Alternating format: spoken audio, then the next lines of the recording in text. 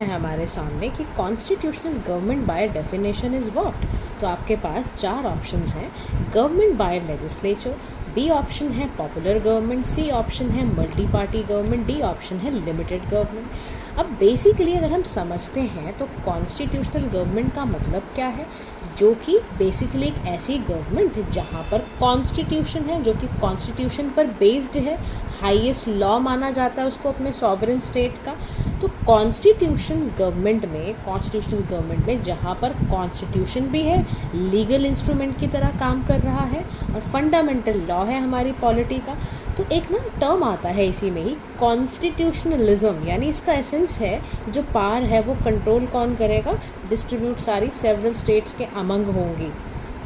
ठीक है, इसी के साथ साथ जो इसका आंसर होगा वो होगा डी ऑप्शन, लिमिटेड गवर्नमेंट इसका आंसर होगा। अब लिमिटेड गवर्नमेंट का मतलब क्या है, जो लिमिटेड है अपने पावर में, जो कि लॉ के वजह से अपनी पावर कैरी कर रही है और वो कॉन्स्टिट्यूशन में लिखा हुआ है कि डेमोक्रेटिक इलेक्शंस कैसे होने, सेपरेशन ऑफ पावर, ये सारा लिमिटेड गवर्नमेंट का पार्ट है।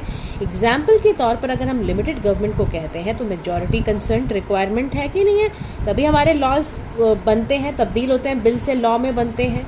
बिल ऑफ राइट है, इंडिपेंडेंट हमारे कोर्ट जो है वो इंडिपेंडेंट है, हमारा सेपरेशन ऑफ पावर है। इसका बेनिफिट लिमिटेड गवर्नमेंट का क्या होता है कि ये हमारी इंडिविजुअल लिबर्टी को प्रोटेक्ट करती है। साथ ही साथ एक government is harder to corrupt, government corruption नहीं कर सकती। दूसरा, हमारे यहाँ पावर्स को भी बहुत अच्छे ढंग से डिस्ट्रीब्यूट करा हुआ है। तो this is the kind of prelims का क्वेश्चन अगर ऐसा आ जाता है तो आज हमने पॉलिटी किया है। ऐसे ही वीडियोज़ के लिए चैनल को सब्सक्राइब कीजिए। Thank you so much.